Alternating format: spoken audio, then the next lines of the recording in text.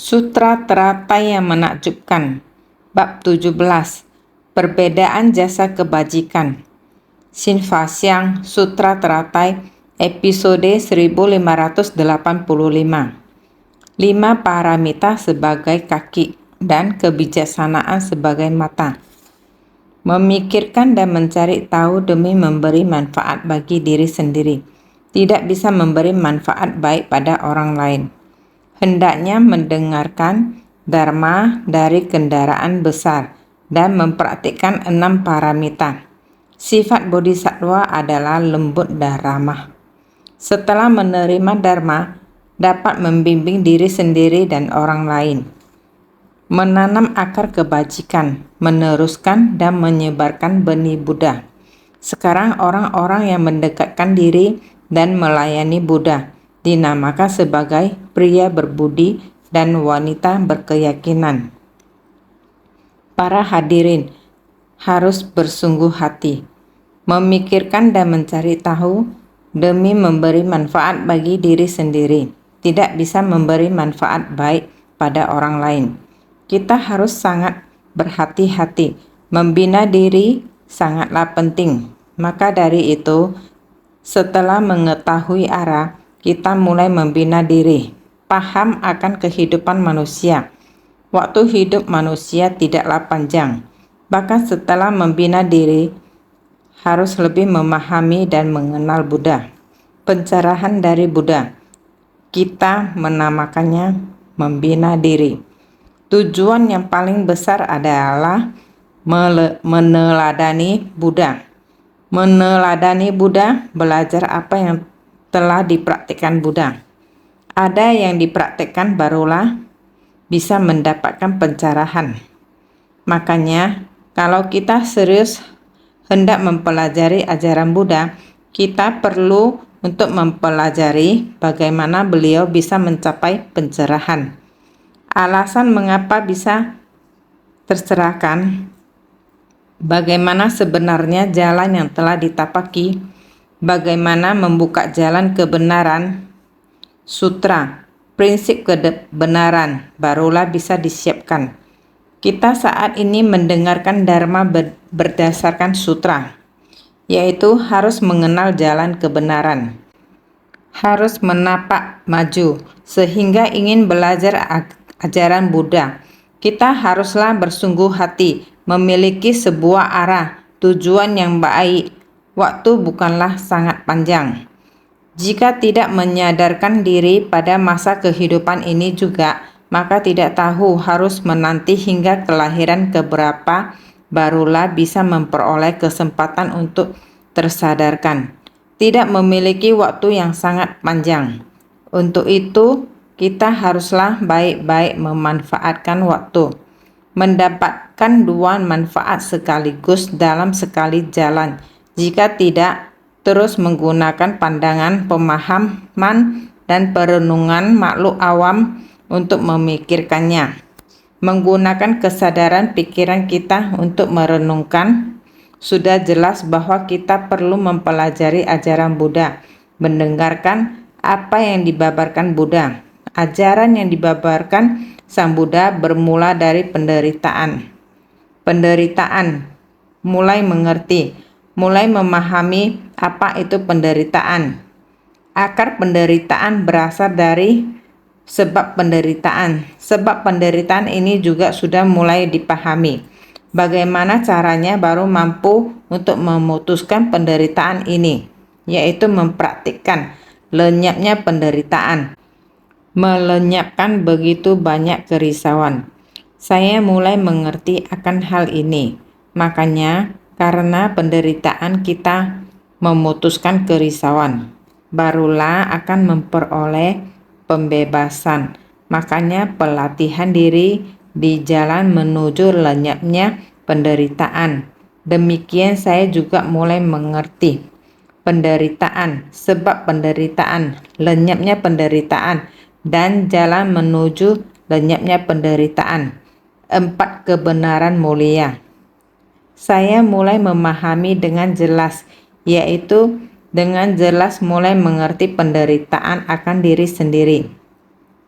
mengerti bahwa diri ini menderita, melihat orang lain menderita, mengerti bahwa segala sesuatu di dunia ini adalah penderitaan. Walaupun segala sesuatu di dunia ini adalah penderitaan, saya sangat takut akan penderitaan. Saya mulai mengerti akan prinsip kebenaran, memohon agar saya terhindar dari penderitaan. Salah satu caranya yaitu ingin agar sebab penderitaan, kerisauan ini saya mengerti akan prinsip kebenaran, maka perlu untuk melenyapkan kerisauan. Makanya saya mulai melatih diri sendiri. Jangan menimbulkan kerisauan. Tidak melibatkan diri di dalam hubungan antara sesama manusia. Makanya kita perlu menghindar. Saya berkeinginan memberi kebaikan terhadap diri sendiri, melatih agar saya satu orang mampu mencapai pembebasan. Ini dinamakan sebagai ajaran kendaraan kecil. Di dalam pemikiran adalah mencari tahu prinsip kebenaran, juga memahami diri sendiri. Mencari pembebasan berarti mencari pembebasan diri sendiri. Ini dinamakan memikirkan dan mencari tahu tentang prinsip kebenaran. Ini adalah memberi manfaat bagi diri sendiri. Diri sendiri memberi manfaat bagi diri sendiri. Jadi tidak bisa memberi manfaat baik pada orang lain. Saya cukup jaga diri sendiri dengan baik. Urusan orang lain tidak ada hubungannya dengan diriku. Saya hanya ingin sama dengan Buddha, namun saya tidak peduli dengan orang lain. Hanya mencari pembebasan untuk diri sendiri. Harus membuka kebijaksanaan, sama seperti Buddha. Ini adalah ajaran kendaraan kecil. Hanya menerima penderitaan, duka, sebab penderitaan, samudaya, lenyapnya penderitaan, niroda, dan jalan menuju lenyapnya penderitaan, marga. Tidak bisa memberi manfaat baik pada orang lain. Ini semua adalah ajaran kendaraan kecil. Hanya menjaga diri sendiri. Kita sama-sama mendengarkan Dharma. Mendengar Dharma, kita juga harus membangkitkan tekad. Hendaknya mendengarkan Dharma dari kendaraan besar dan mempraktikkan 6 paramita. Kita hendaknya mendengarkan Dharma dari kendaraan besar. Dharma dari kendaraan besar adalah untuk membangkitkan tekad luhur kita. Kita sedang menapaki jalan bodhisattva. Pada saat yang bersamaan, kita juga harus mempraktikkan 4 penerapan catur prayoga. Sangat aktif, maju ke depan tanpa henti, giat bersemangat. Karena adanya antusias, maka harus mempraktikkan pada tindakan nyata. Yang paling penting adalah Dharma dari tingkat duniawi tertinggi. Kita harus sangat jelas, ini adalah Dharma dari kendaraan besar. Jadi hendaknya mendengarkan Dharma dari kendaraan besar dan mempraktikkan 6 paramita. Arah kita yang benar pada 6 paramita, bukan hanya ada 5 paramita. Kita adalah 6 paramita. Mempraktikkan 6 paramita ini adalah bodhisattva. Sifat bodhisattva adalah lembut dan ramah. Sebenarnya bodhisattva dan manusia awam adalah sama. Bodhisattva berasal dari manusia awam. Kita manusia awam, asalkan mau berikrar besar, juga bisa disebut sebagai bodhisattva. Begitu pula dengan bodhisattva. Hanya saja sebersit niat batin kita, asalkan niat pikiran ke arah yang benar dan tepat di saat yang bersamaan, memperbolehkan kita untuk memilih. Kita memilih untuk jalan bodhisattva. Di waktu yang bersamaan, ternyata bisa memiliki niat pikiran yang berbeda. Orang yang berada di ajaran kendaraan kecil, pilihannya hanya untuk memberi manfaat bagi diri sendiri. Waktu mereka tidak lebih singkat dibandingkan dengan bodhisattva.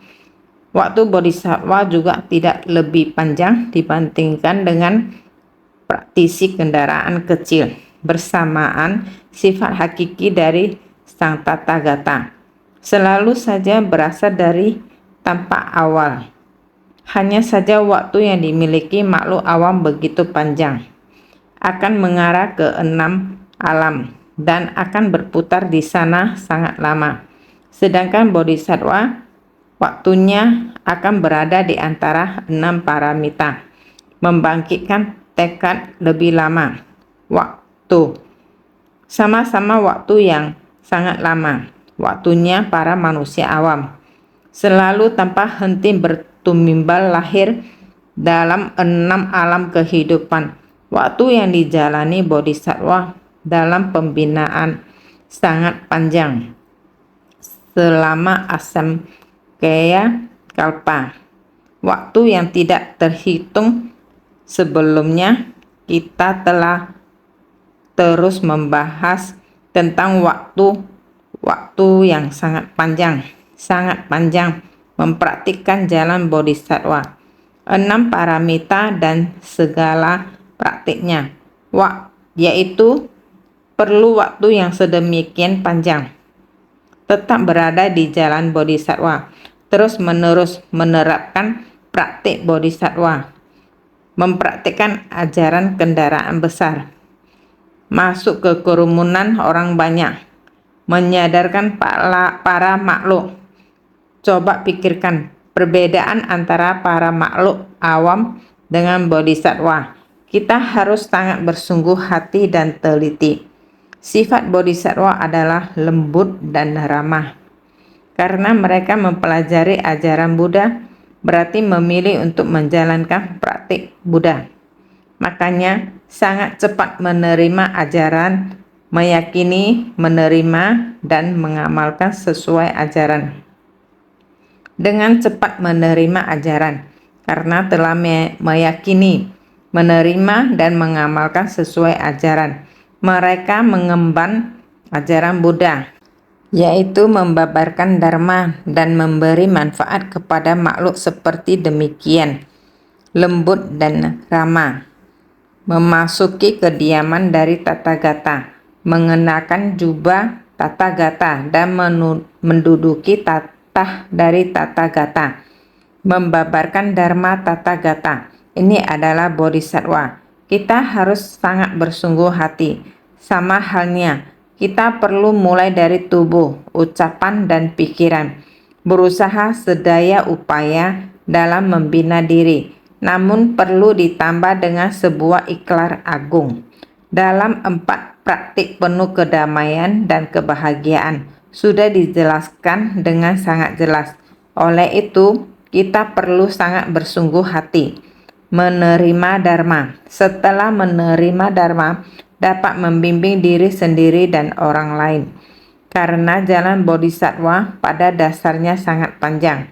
Berapa jumlah kerisauan yang kita miliki, jalan bodhisattva yang perlu terus dijalani. Pandangan dan pemikiran keliru kita, kapan kita bisa sepenuhnya melenyapkan delusi. Untuk sepenuhnya melenyapkan delusi, pandangan salah, dan pemikiran salah di 3 alam, kita perlu terus-menerus berjalan di jalan bodhisattva ini. Buddha setelah mencapai tingkatan Buddha, yaitu delusi sebanyak butiran debu yang sangat halus. Delusi yang sangat halus, delusi yang ditimbulkan oleh kegelapan batin juga harus dilenyapkan. Pada saat itu, maka kita telah mencapai kebudahan. Makanya saat ini kita perlu untuk menerima ajaran ini. Ketika berada di tengah kerumunan masyarakat, merupakan kerisauan adalah sumber pencerahan. Di tengah kerumunan masyarakat juga merupakan sebuah dharma di dunia yang menyempurnakan jalan bodhisattva di tempat pencapaian pencerahan. Makanya di tengah dunia fana yang bergerola ini merupakan ajaran duniawi untuk membentangkan jalan. Ini adalah jalan agung dan lurus. Karena makhluk hidup yang menyempurnakan bodhisattva Makanya kita tidak boleh menjauhkan diri makhluk hidup.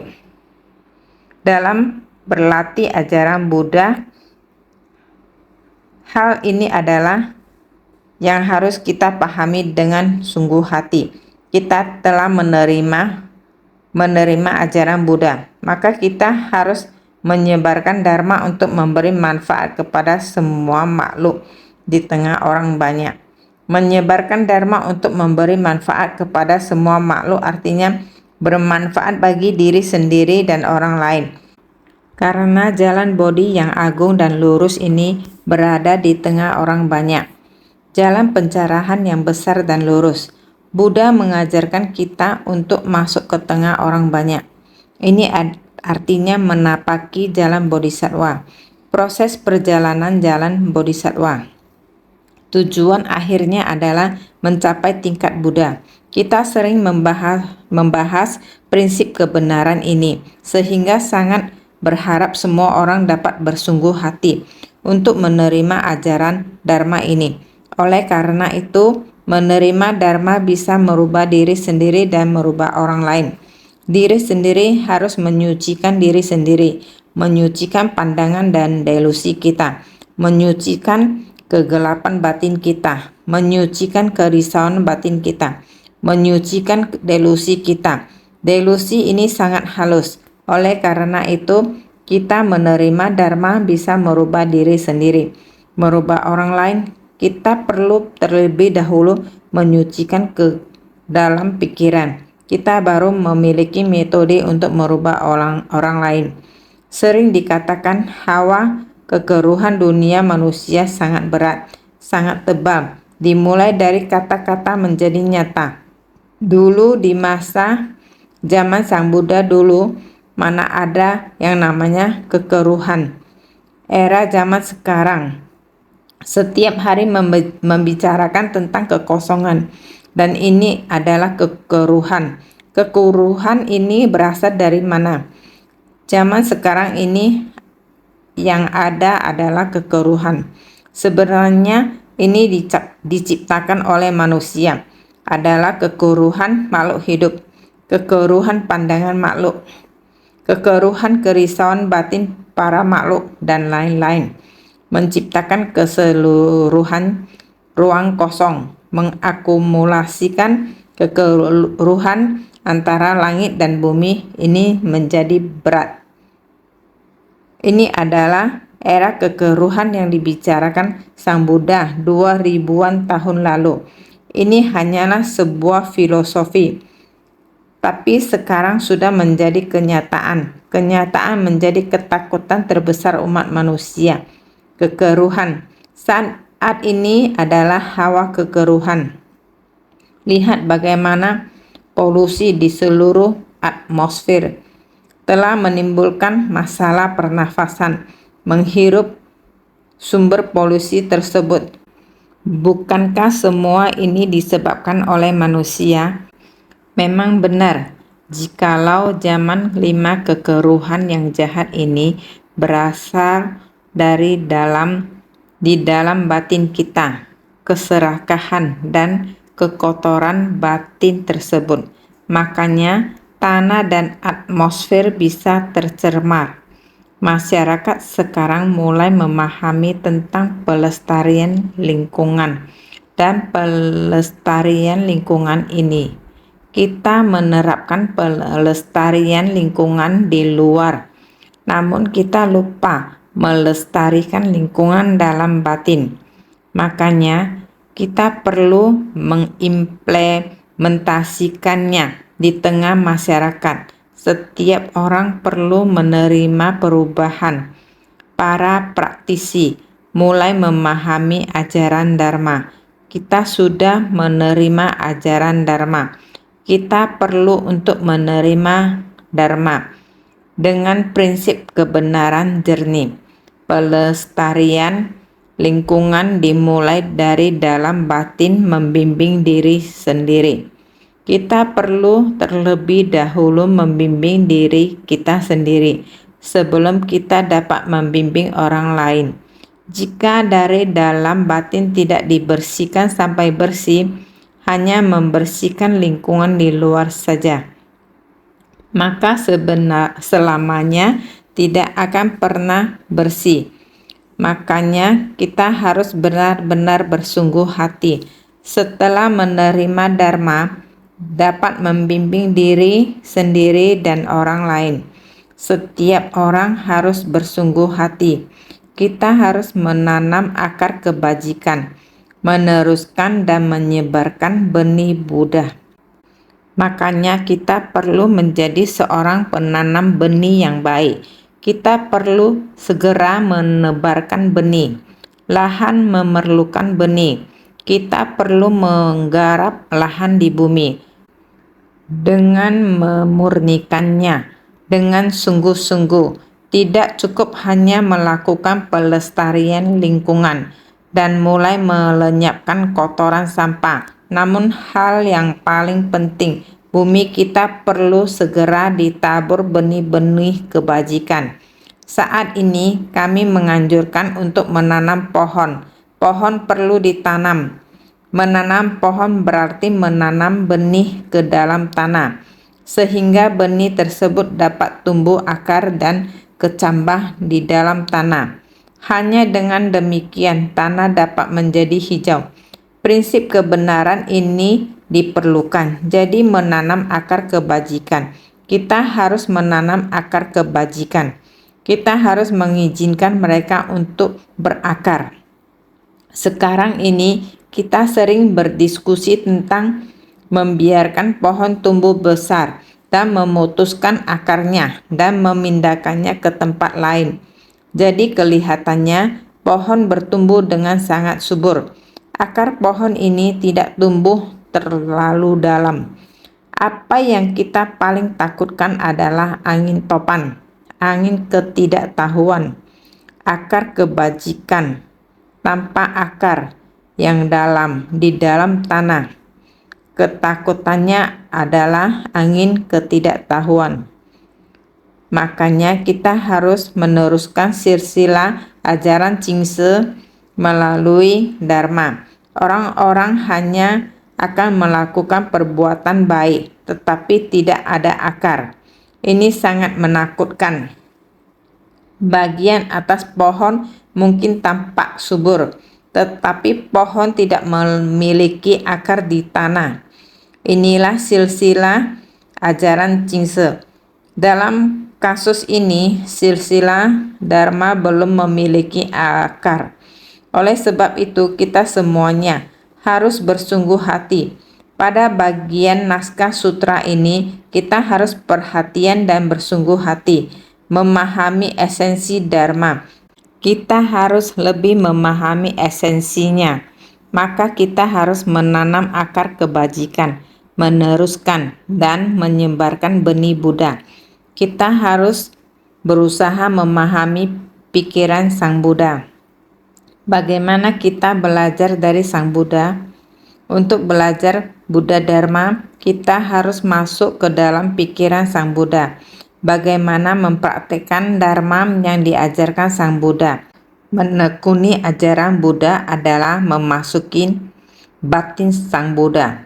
Harus mempraktikkan Dharma yang telah diajarkan oleh Sang Buddha. Inilah baru praktisi Buddha Dharma yang sebenarnya. Oleh sebab itu, kita harus sangat bersungguh hati. Selain dari benar-benar belajar ajaran Buddha, melepaskan ego kita dan menuju ke Dharma orang banyak. Fokus pada pelatihan diri. Kita perlu mengubah orang-orang di masyarakat, memerlukan sekelompok orang banyak. Ini dinamakan mendekatkan diri dan melayani Buddha. Mereka disebut sebagai praktisi awam. Wujud mereka adalah orang awam, tetapi batin mereka telah menerima ajaran Buddha Dharma. Mendekatkan diri dengan Sang Buddha, mempraktikkan ajaran Buddha Dharma. Mereka mempraktikkan metode yang sama dengan Sang Buddha. Maka praktisi perumah tangga juga adalah bodhisattva, asalkan dia membangkitkan tekad.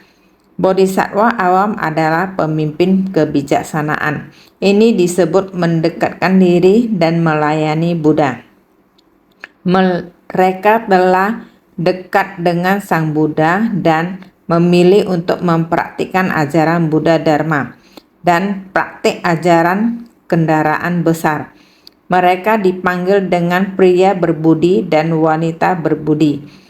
Maka dipanggil pria berbudi dan wanita berkeyakinan. Ini adalah praktisi pria dan wanita perumah tangga. Karena penggalan naskah sutra berikutnya adalah tentang pria berbudi dan wanita berbudi. Melatih diri selain melenyapkan nafsu keinginan untuk mencintai, meninggalkan kehidupan berkeluarga dan membina diri. Sebenarnya praktisi perumah tangga atau pelatihan diri tanpa mencukur rambut juga merupakan sebuah kekuatan besar di masyarakat. Orang-orang yang berada di masyarakat ini batinnya dapat mengarah kepada Buddha dan menyebarkan Buddha Dharma. Dengan demikian masyarakat benar-benar baru dapat tersucikan, dunia tersucikan, batin tersucikan. Dengan sendirinya dunia akan tersucikan. Ini sangatlah penting, maka kita senantiasa perlu selalu bersungguh hati.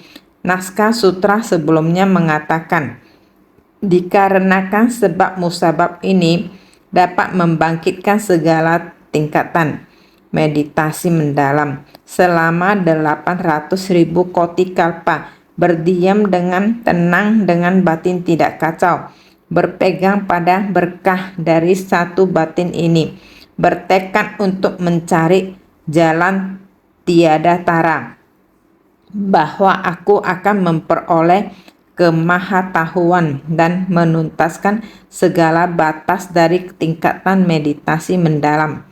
Sutra Teratai bab 17. Pembedaan jasa kebajikan. Bagian naskah sutra ini kita telah membahas sebelumnya.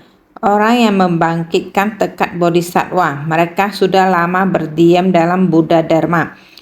Waktu mereka sebagai bodhisattva juga sangat lama, tidak dapat dihitung. Semuanya adalah praktisi perumah tangga. Mereka memiliki hati yang baik.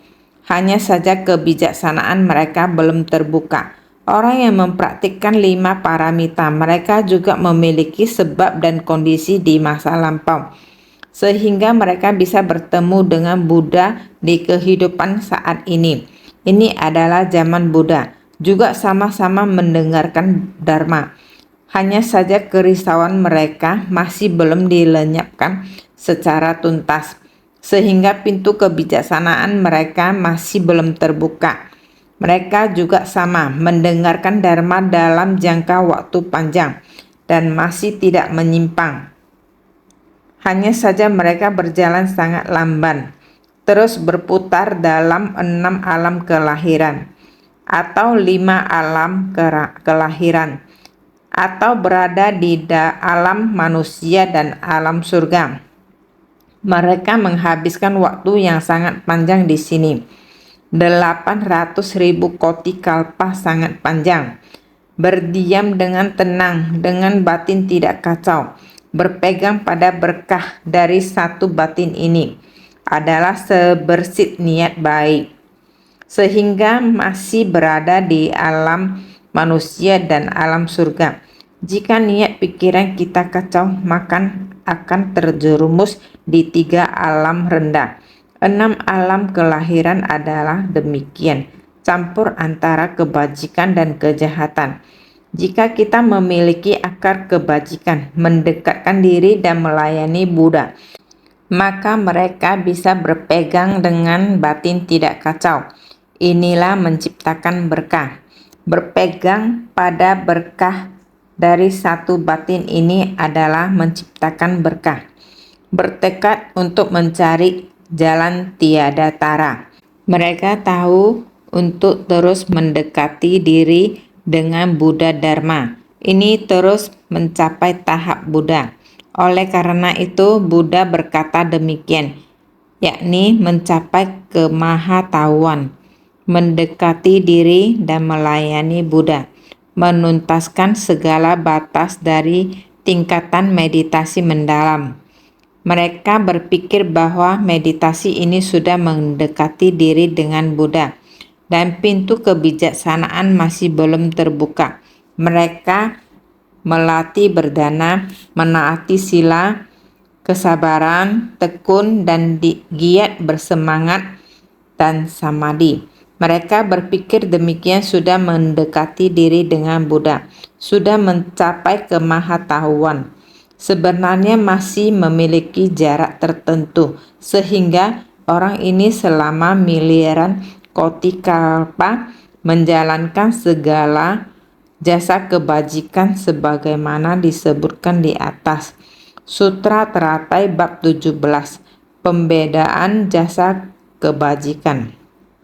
Karena dikatakan sebelumnya, yakni sudah terus berjalan dalam waktu panjang menjalani jalan bodhisattva, namun ketika ia berjalan sampai di 5 paramita, dana, sila, santi, wirya, berjalan sampai di tempat ini, sampai di samadhi, sampai di kondisi ini, namun pintu kebijaksanaan masih belum terbuka. Berikutnya pada naskah sutra ini, mari pahami, sehingga sekiranya ada pria atau wanita berbudi, yakni adalah para perumah tangga. Sekiranya ada pria atau wanita berbudi mendengarkan aku membabarkan panjangnya usiaku, sekalipun hanya membangkitkan sebersit pikiran penuh keyakinan, berkahnya akan melebihi orang-orang itu. Sekiranya seseorang dapat bebas sepenuhnya dari segala keraguan dan penyesalan, meyakini meski sesaat pada batin mendalamnya, berkahnya akan seperti ini. Sutra Teratai bab 17, pembedaan jasa kebajikan. Baik-baik dalam menghayati, memahami. Penggalan naskah sutra ini mengatakan demikian. Sebersit pikiran bajik dapat memunculkan. Jika sebersit pikiran baik muncul, maka akan muncul berkah dari keyakinan dan pemahaman. Ini memuji kalau sebersit pikiran bajik dapat memunculkan berkah dari keyakinan dan pemahaman. Karena yakin, makanya paham. Inilah keyakinan sesungguhnya. Tidak mengatakan paham, tetapi paham. Inilah pemahaman sesungguhnya. Sebersit pikiran bajik memunculkan keyakinan dan pemahaman. Kita sebelumnya juga pernah mengatakan keyakinan dan pemahaman, dua huruf ini begitu penting. Keyakinan dan pemahaman. Dengan ada keyakinan, keyakinan adalah sumber dari kebenaran dan ibu dari segala kebajikan. Dapat memupuk segala akar kebajikan. Asalkan kamu memiliki keyakinan, maka dapat menumbuhkan sangat banyak akar kebajikan, menebar benih kebajikan, yakni berdana. Kita juga perlu menjaga sila dan lain-lain. Hal ini karena kalian memiliki kepercayaan, makanya kalian bersedia untuk berdana. Baru rela untuk menjaga sila, mengetahui hal mana yang boleh dan tidak boleh. Maka dengan sendirinya, jangan melakukan kejahatan apapun, amalkan segala kebajikan. Juga karena ada keyakinan dan memahami, maka dengan adanya keyakinan dan pemahaman dapat memunculkan berkah yang sangat banyak. Benih ini dapat menumbuhkan benih kebajikan yang sangat banyak, dapat memberikan manfaat yang banyak untuk kerumunan orang banyak. Sehingga dikarenakan keyakinan, maka memahami. Sebab kita yakin barulah kita mau mendengar Dharma. Dan karena mendengar Dharma, maka kita baru memahami. Semua ini karena memiliki keyakinan. Jadi inilah keyakinan sesungguhnya. Ini haruslah berkeyakinan benar. Bila tidak, keyakinan ini terjadi penyimpangan, maka akan berubah menjadi kesesatan. Seperti contoh dalam bab kota gaib yang mengajarkan kepada kita bahwa melatih diri hingga suatu masa bila menemui kesukaran dan ingin berbalik arah, ini menunjukkan keyakinan yang belum sepenuhnya.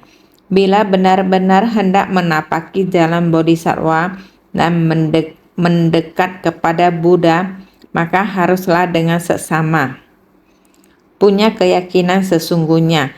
Jadi harus memiliki keyakinan yang sesungguhnya, barulah bisa dekat dengan Buddha.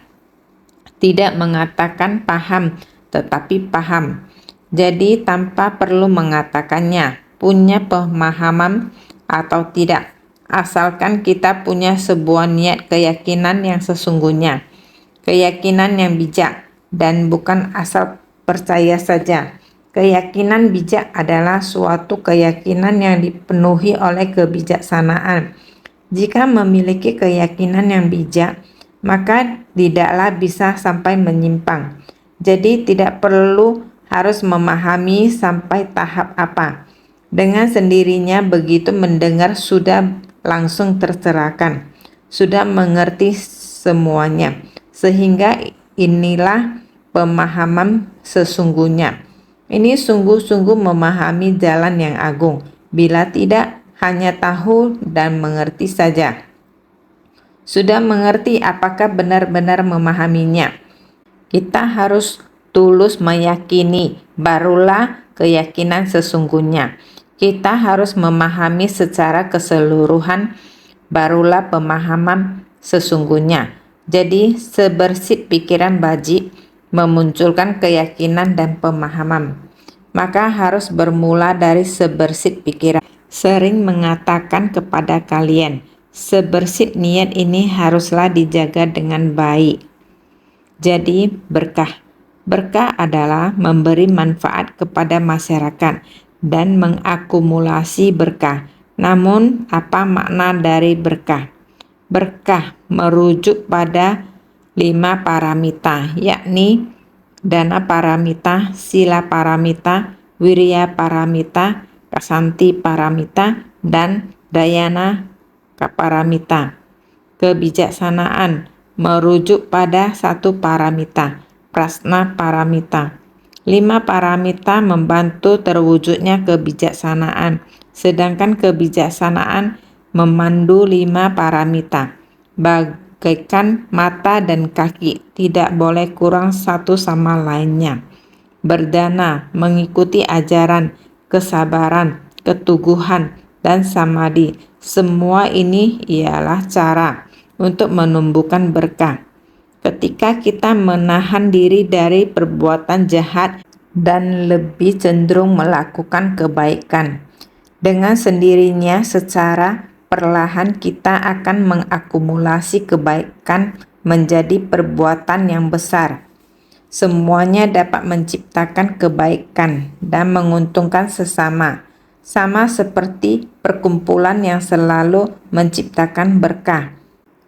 Maka jika kebijaksanaan merujuk pada 1 paramita, dapat dikatakan sebagai prasna paramita. Berdana yang di awal ataupun mengikuti ajaran, ini adalah 5 paramita. 5 paramita yang di awal dan kebijaksanaan yang diikuti, inilah 1 paramita. Maka dengan demikian 1 paramita ditambah dengan 5 paramita menjadi 6 paramita. Jika hanya ada 5 paramita saja, maka berkurang 1, yaitu pintu kebijaksanaan. Dengan begitu kita harus menambahkannya. Oleh karena itu, mengapa demikian? 5 paramita membantu terwujudnya kebijaksanaan. Kelima paramita tersebut tidak dapat kurang. bukan berarti kita memiliki kebijaksanaan saja sudah cukup. Ketika sudah memiliki kebijaksanaan, maka harus diikuti dengan 5 paramita lainnya. Paramita ini diperlukan untuk mencapai pantai seberang. Yang terpenting di depan menjaga sila, menanggung kehinaan, tekun, dan memiliki pikiran yang tenang. Ini sangat diperlukan karena kelima hal ini adalah berkah dan bermanfaat bagi manusia. Kemaslahatan bagi manusia ini disebut bodhisattva. Namun bodhisattva masih mempunyai beberapa masalah kecil yang belum terselesaikan, sehingga ia harus membuat kemajuan lebih lanjut dan terus berlatih sampai semua delusi benar-benar hilang. Inilah jalan bodhisattva. 6 paramita dan segala praktiknya telah disempurnakan, dan itulah alam Buddha. Oleh karena itu, untuk mencapai alam Buddha, keduanya sangat diperlukan. Apa yang ada di depan adalah perilaku bodhisattva. Namun kita harus berjalan menuju Sang Buddha. Jika tidak, pria dan wanita baik ini mungkin memiliki pemikiran baik ini selama kalpa yang tak terhitung jumlahnya. Namun mereka masih berkeliaran di luar dengan pintu yang sama, masih belum bisa dibuka. Alasan yang sama. Oleh karena itu, 5 paramita membantu terwujudnya kebijaksanaan. Kebijaksanaan untuk mencapai kebudahan.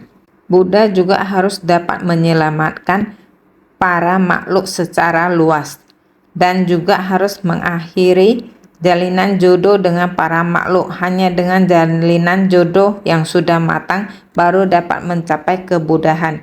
Ini juga sudah pernah kita bahas sebelumnya. Untuk dapat mencapai kebudahan, para bodhisattva tidak boleh kekurangan jalinan jodoh dengan para makhluk, sehingga harus ada jalinan jodoh dengan para makhluk baru dapat mencapai kebudahan.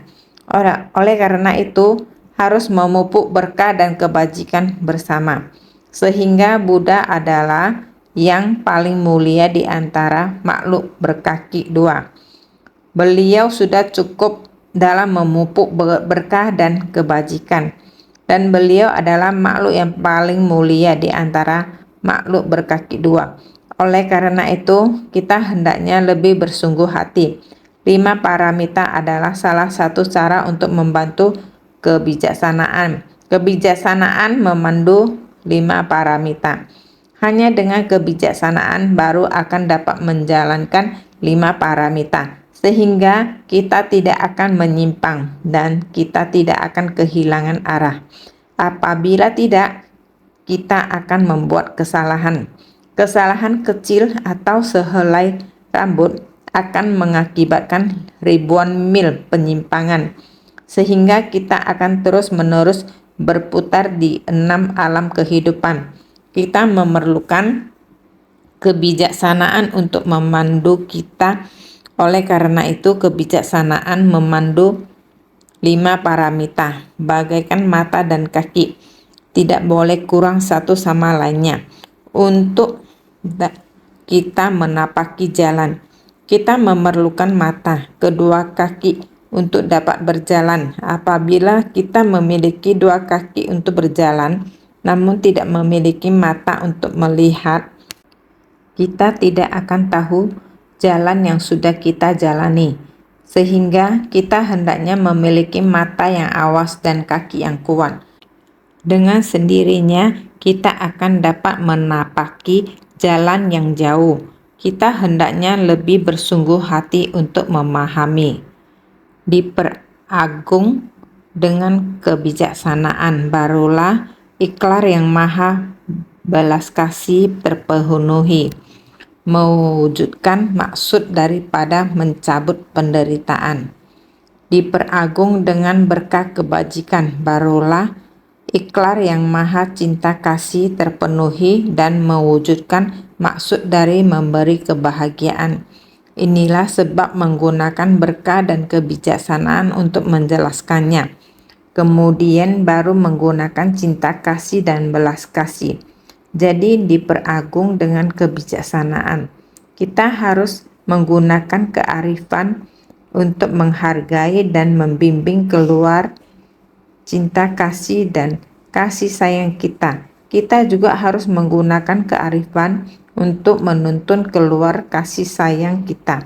Apakah kita belum membahas hal ini sebelumnya? Kita menggunakan kearifan kita untuk menginspirasi welas asih dan menuntun cinta kasih, maka diperagung dengan kebijaksanaan.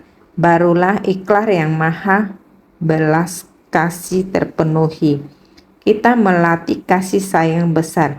Kasih sayang besar adalah maha belas kasih yang merasa sepenanggungan. Saya sering memberitahu semua orang bahwa kita harus hidup berdampingan dan bersatu dengan segala hal yang ada di semesta. Inilah yang disebut sebagai maha belas kasih yang merasa sepenanggungan. Ketika orang terluka, kita merasakan sakitnya. Ketika orang lain menderita, kita merasakan kepedihannya. Jika setiap dari kita memiliki pemikiran ini, secara alami kita tidak akan tahan melihat penderitaan para makhluk. Kita akan memikirkan bagaimana cara untuk menciptakan berkah bagi dunia. Ini adalah hal yang pasti. Jadi kita harus memiliki kebijaksanaan dan mengagungkan jalan ini. Cinta kasih besar dan kasih sayang di dunia. Jadi ikhlas yang maha belas kasih terpenuhi. Kita harus berikhlas. 4. Praktik penuh kedamaian dan kebahagiaan. Selain menjaga tubuh, mulut, dan pikiran kita, kita juga harus berikhlas. Membuat ikhlas besar sangatlah penting. Ikhlas besar akan menginspirasi maha belas kasih. Jadi untuk menyelesaikan maha belas kasih dan ikhlas besar kita harus diperagung oleh kebijaksanaan. Kita perlu menggunakan kebijaksanaan untuk membuka jalan bagi maha belas kasih ke dunia, sehingga mewujudkan maksud daripada mencabut penderitaan.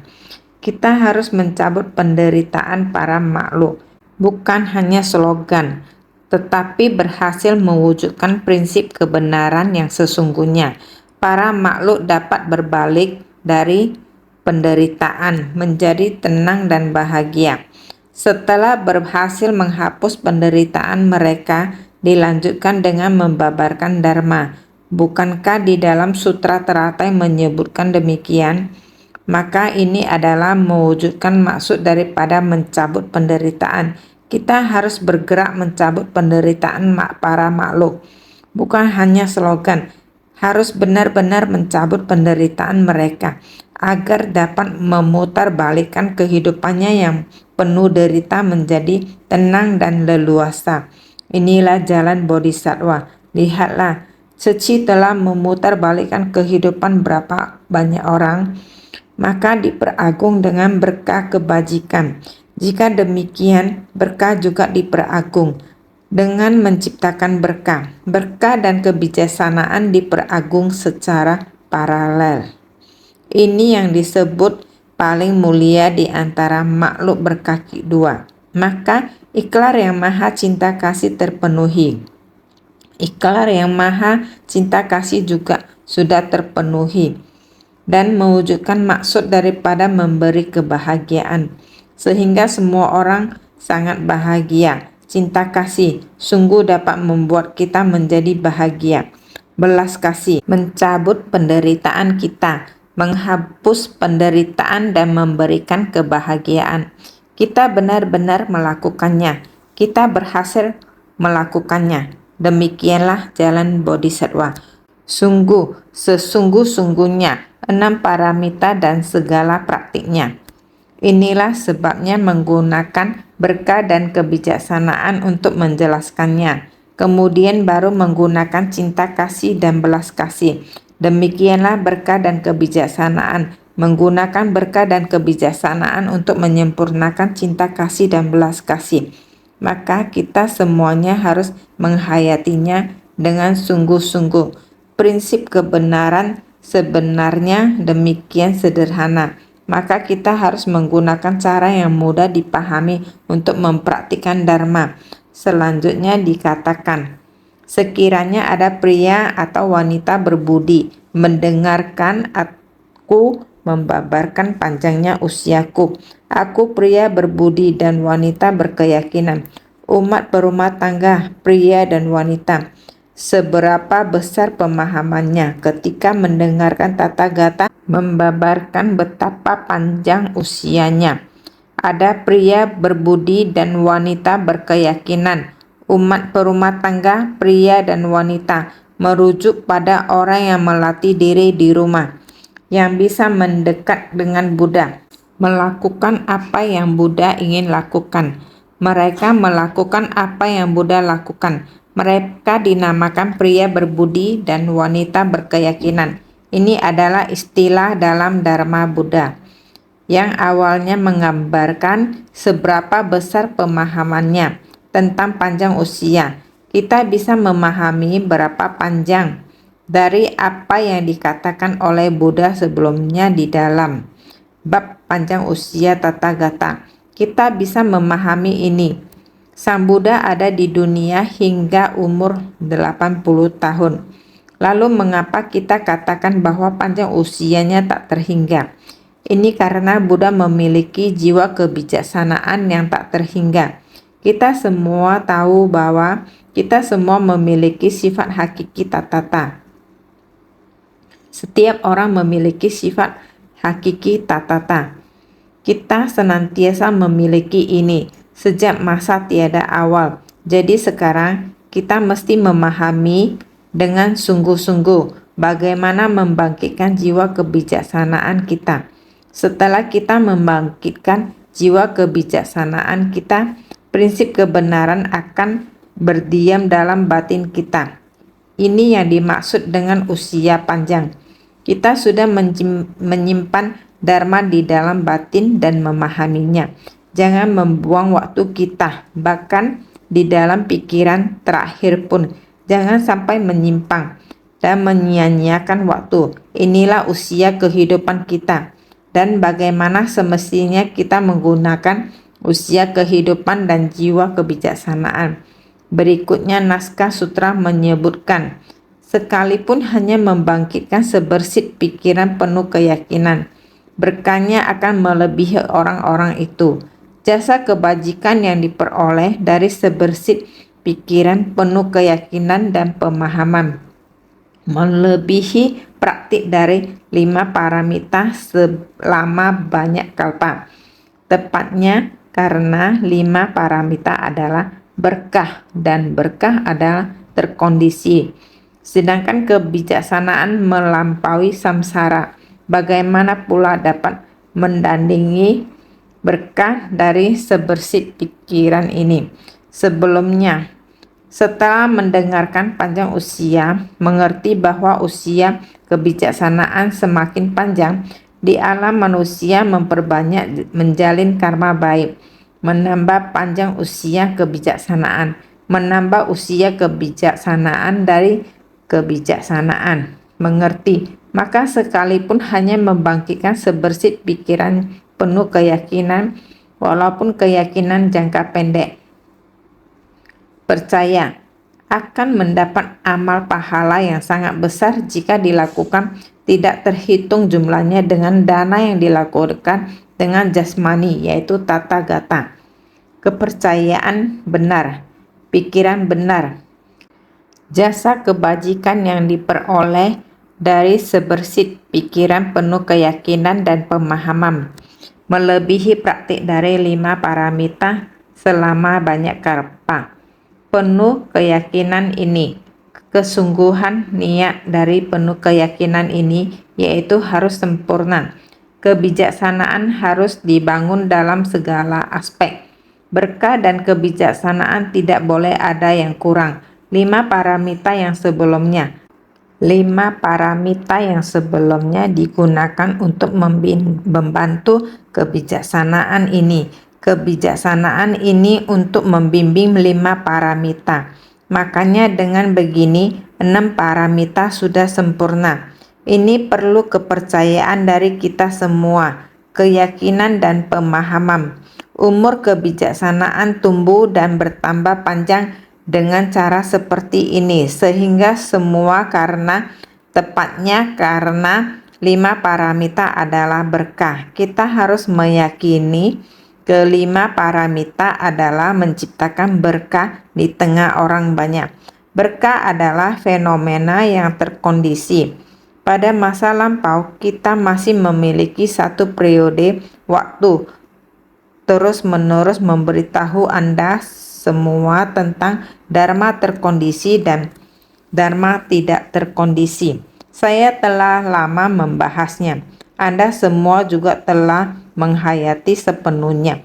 Sehingga sekarang kita mengetahui dana paramita menegakkan sila, kesabaran, semangat, dan konsentrasi. Semua ini masih berada pada tahap dharma terkondisi. Di tengah dharma yang terkondisi, oleh karena itu, sedangkan kebijaksanaan melampaui samsara. Berkah dari sebersih pikiran ini. Bagaimana untuk menyelamatkannya? Jika kita hanya memiliki kemelekatan pada tempat ini, bagaimana kita mendekatinya? Bagaimana kita mendekati kebijaksanaan ini? Prinsip kebenaran tumimbal lahir. Hanya dengan kebijaksanaan yang mampu membimbing kelima paramita dengan benar. Kebenaran sejati dari tumimbal lahir, bukan samsara fragmentaris dari kehidupan kita sebagai manusia. Kita masih perlu untuk memutuskan siklus lahir mati, harus bersungguh hati menghayatinya. Sekiranya seseorang dapat bebas sepenuhnya dari segala keraguan dan penyesalan, sekiranya batin seseorang terbebas sepenuhnya dari segala keraguan dan penyesalan, Anda semua harus menghapus segala keraguan dan penyesalan, tidak memiliki batin yang dipenuhi oleh keraguan dan penyesalan, yaitu menghapuskan segala delusi yang diperoleh dari pandangan dan pikiran. Kita harus menghapus delusi dari pandangan dan pemahaman serta niat dan pikiran. Jika mampu melakukannya, maka barulah bisa menghayati dharma dengan benar, sehingga kita perlu untuk meyakini meski sesaat pada batin mendalamnya.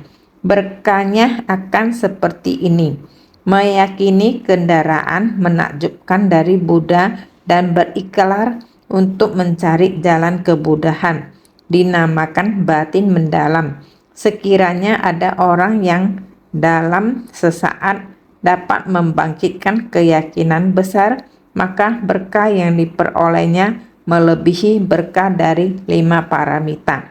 Kita harus secara mendalam bersungguh hati meyakininya, memiliki keyakinan dan pemahaman yang nyata. Keyakinan yang benar, pemahaman yang tepat, keyakinan dan pemahaman yang nyata kita sehingga meyakini kendaraan menakjubkan dari Buddha. Saat ini kita mengatakan berkah harus meyakini ajaran menakjubkan kendaraan besar Buddha.